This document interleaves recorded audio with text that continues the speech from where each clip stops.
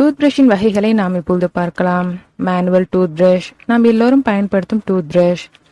Automatic டூத்பிரஷ், அதாவது power டூத்பிரஷ், electric டூத்பிரஷ். Kids டூத்பிரஷ், குழந்தைகளுக்கான டூத்பிரஷ்.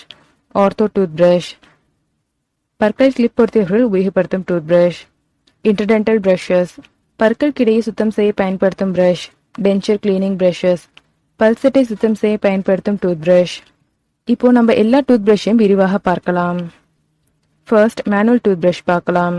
நாம் டூத்பிரஷை செலக்ட் பண்ணும்பொழுது கவனிக்க வேண்டியவர்கள் handle, angulation, shape of the brush, அதாவது பிரஷோட வடிவம், பிரிஸ்டல்ஸின் தன்மை, இது எல்லாத்தையும் நம்ம பார்க்கணும்.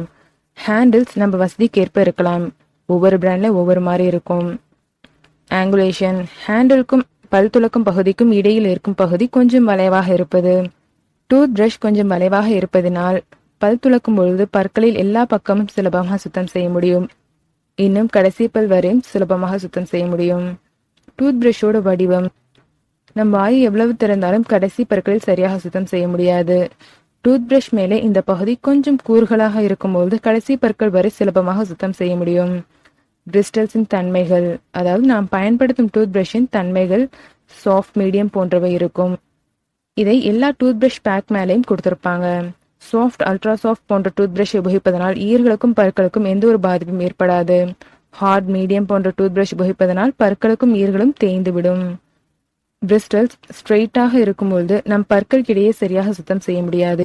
பிரிஸ்டல்ஸ் கிறிஸ்கிராஸாகவோ ஜிக்ஸாக்காகவோ இருக்கும்பொழுது பற்களுக்கிடையே சுலபமாக சுத்தம் செய்ய முடியும்.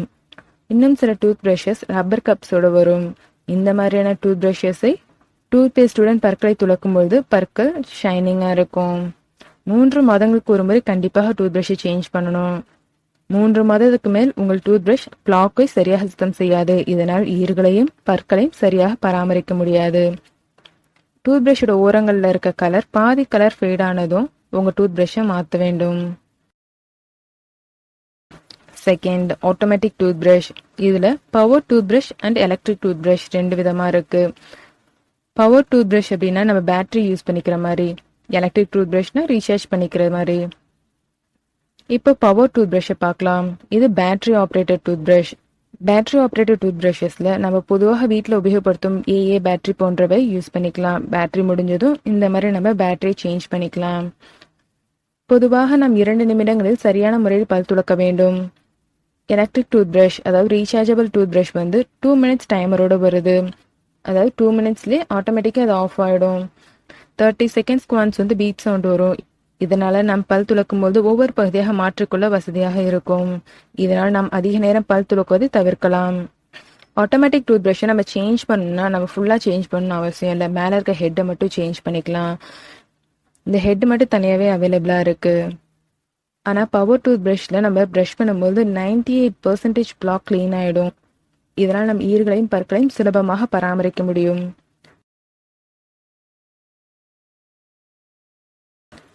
தேர்ட், கிட்ஸ் டூத்பிரஷ், குழந்தைகளுக்கான டூத்பிரஷ். குழந்தைங்களுக்கு 3 வயதிலிருந்தே டூத்பிரஷை கொடுக்கலாம். குழந்தைங்களுக்கு பயன்படுத்துவதற்கேற்ப டூத்பிரஷின் வடிவம் சிறியதாக இருக்கும். குழந்தைங்களுக்கும் மேனுவல், ஆட்டோமேட்டிக் 2 விதமான டூத்பிரஷஸும் அவைலபிளாக இருக்கு. மேனுவல்னா நம்ம கையில் நார்மலாக விளக்கும் போது அவங்களால சரியாக சுத்தம் செய்ய முடியாது. குழந்தைங்களுக்கு ஆட்டோமேட்டிக் டூத்பிரஷ் உபயோகிப்பதனால் சுலபமாக அவர்களால் பல் துலக்கவும் முடியும். சரியான முறையில் ஈர்களையும் பற்களையும் பராமரிக்க முடியும். ஆர்த்தோ டூத்பிரஷஸ், அதாவது பிரேசஸ் டூத்பிரஷ், பற்களுக்கு கிளிப் போட்டவர்கள் உபயோகப்படுத்தும் பிரஷ். இதுலேயும் மேனுவல், ஆட்டோமேட்டிக் 2மே இருக்கு. மேனுவல் டூத்பிரஷ்னா நம்ம நார்மலாக கையில் விளக்குற மாதிரியான டூத்பிரஷ் தான். ஆர்த்தோ டூத்பிரஷ்ல இந்த மாதிரி நடுவில் இருக்க பகுதி கொஞ்சம் குறைவாக இருக்கும். இதனால் பிரேசஸையும் பற்களையும் சுலபமாக சுத்தம் செய்ய முடியும். கிளிப் போட்டவர்கள் ஆட்டோமேட்டிக் டூத்பிரஷ் உபயோகிப்பதாக இருந்தால் ரவுண்ட் ஹெட் தான் யூஸ் பண்ணணும். இதனால அவர்களுக்கு பிரேசஸையும் பற்களையும் சரியான முறையில் சுத்தம் செய்ய முடியும். எந்த டூத்பிரஷாக இருந்தாலும் 3 மாதத்துக்கு ஒரு முறை கண்டிப்பாக மாற்ற வேண்டும். இதுவரையும் நாம் பார்த்த டூத்பிரஷில் மேனுவல் டூத்பிரஷ் தான் பட்ஜெட் டூத்பிரஷ், எல்லாரும் வாங்க முடியும். பேட்டரி ஆப்ரேட்டட் டூத்பிரஷ் மேனுவல் டூத்பிரஷை விட கொஞ்சம் காஸ்ட்லி. இந்தியன் ருபீஸ்க்கு 300 மேலே தான் கிடைக்கும். அதுவே ரீசார்ஜபிள் டூத்பிரஷ் இன்னும் கொஞ்சம் காஸ்ட்லி. இந்தியன் ருபீஸ்க்கு 1000க்கு மேலே தான் கிடைக்கும். ஆட்டோமேட்டிக் டூத்பிரஷை ஃபுல்லாக சேஞ்ச் பண்ணணும்னு அவசியம் இல்லை. டூத்பிரஷோட ஹெட்டை மட்டும் சேஞ்ச் பண்ணிக்கலாம். ஆட்டோமேட்டிக் டூத் ப்ரஷ்னால் ப்ரஷ் பண்ணும்பொழுது 98% பிளாக்கை வந்து க்ளீன் பண்ண முடியும். இதனால் ஈர்களையும் பற்களையும் சரியாக பராமரிக்க முடியும். ஆட்டோமேட்டிக் டூத் ப்ரஷோட அமேசான் லிங்க் கீழே டிஸ்கிரிப்ஷனில் இருக்குது. இந்த டூத் ப்ரஷில் ப்ரஷ் பண்ணி பாருங்கள், உங்களுக்கே வித்தியாசம் தெரியும். பிளாக்கை பற்றி தெரிஞ்சுக்க கீழே உள்ள டிஸ்கிரிப்ஷனில் வீடியோட லிங்க் இருக்குது, அந்த வீடியோவை பார்த்து தெரிஞ்சுக்கோங்க. இன்டர்டென்டல் ப்ரஷஸ் பற்களுக்கிடையே இடைவெளி இருப்பவர்கள் உபயோகப்படுத்தும் ப்ரஷ். அதாவது நார்மலாக பல் துலக்கும் போது மேலே உள்ள பகுதி சுத்தம் செய்ய முடியும், பற்களுக்கு இடையில் சுத்தம் செய்ய முடியாது. இவர்கள் கூடுதலாக இன்டர்டென்டல் ப்ரஷை உபயோகிப்பது நல்லது. ஈர் இறக்கம் ஏற்பட்டு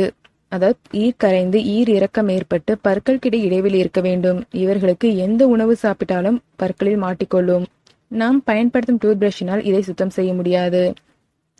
இன்டர்டென்டல் ப்ரஷை உபயோகப்படுத்துவதன் மூலம் பற்களுக்கிடையில் சுத்தம் செய்ய முடியும். இதில் எல்லா சைஸும் அவைலபிளாக இருக்குது. நம் பற்களின் இடைவெளிக்கு ஏற்ப தேர்ந்தெடுத்துக்கலாம். இன்டர்டென்டல் ப்ரஷஸை ஹேண்டில் மட்டும் வாங்கிட்டு மேலே இருக்க ப்ரஷோட டிப் வந்து சேஞ்ச் பண்ணிக்கலாம். எந்த மாதிரியான சைஸஸ் வேணுமோ அந்த மாதிரி சேஞ்ச் பண்ணிக்கலாம். இல்லை ரீப்ளேஸ் பண்ணணும்னாலும் நம்ம ரீப்ளேஸ் பண்ணிக்கலாம். இன்டர்டென்டல் ப்ரஷஸ் வந்து 2 விதமாக வரும். ஒன்று நார்மலாக யூஸ் பண்ணிவிட்டு தூக்கி போடுற மாதிரி, இன்னொன்று ஹேண்டிலை மட்டும் வச்சுக்கிட்டு மேலே இருக்க டிப்பை மட்டும் மாற்றிக்கலாம். இதுவே நார்மலாக நம்ம யூஸ் பண்ணுற ப்ரஷ் மாதிரி கொஞ்ச நாள் ஆகும்போது சேஞ்ச் பண்ணிக்கும். சொத்தை பற்களினால் இரு பற்களுக்கிடையே இடைவெளி உள்ளவர்கள் இதை பயன்படுத்தக்கூடாது. சொத்தை பற்களினால் உணவுப் பொருட்கள் சிக்குவதனால் அதை பல் மருத்துவரிடம் அணுகிதான் சுத்தம் செய்ய வேண்டும். டென்ச்சர் கிளீனிங் பிரஷஸ் பல் செட்டை உபயோகப்படுத்துபவர்கள் இந்த பிரஷின் மூலமாக சுத்தம் செய்வது நல்லது. சாதாரண பிரஷின் மூலமாக இந்த பல் செட்டின் உள்பகுதியை சுத்தம் செய்ய முடியாது. இவர்கள் இந்த மாதிரியான டூத் பிரஷ் உபயோகிப்பதனால் பல் செட்டை சரியாக கிளீன் பண்ண முடியும். இந்த பிரஷின் அகலமான உள்ள பகுதியின் மூலம் பல் செட்டின் மேல் பகுதியும் செயற்கை பற்களையும் சுத்தம் செய்யலாம். பிரஷின் இந்த நீளமான பகுதியின் மூலம் பல் செட்டின் உள்பகுதியை சுத்தம் செய்யலாம். இதனால் இவர்கள் பல் செட்டை சரியாக சுத்தம் செய்து பராமரிக்க முடியும். சாதாரண பிரஷினால் இந்த உள் பக்கத்தை சரியான முறையில் சுத்தம் செய்ய முடியாது. இதனால் இந்த மாதிரி டென்ச்சர் டூத் பிரஷை உபயோகிப்பதனால் பல் செட்டை சுலபமாக சுத்தம் செய்ய முடியும்.